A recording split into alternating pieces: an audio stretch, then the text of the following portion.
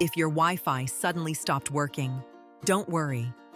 This is a very common problem and usually easy to fix. First, check if your internet router is turned on. The router is the small box with blinking lights connected to your internet cable. Look at the lights on the front of the router. If the lights are completely off, make sure the power cable is plugged in securely. If the lights are blinking strangely or the internet light is red, the router may need to restart. To restart the router, unplug the power cable from the back of the router. Wait about 30 seconds slowly. Then plug the power cable back in. Now, wait about 2 to 3 minutes for the router to fully restart. During this time, the lights may blink. That is normal. Once the lights become stable again, test your Wi-Fi.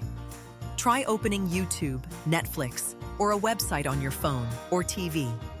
If your Wi-Fi still does not work, make sure your device is connected to the correct Wi-Fi network. Sometimes devices accidentally connect to the wrong network. You may also need to re-enter your Wi-Fi password. Most Wi-Fi problems are temporary and can be fixed with a simple restart. If this video helped you, subscribe for more simple technology help for seniors and families.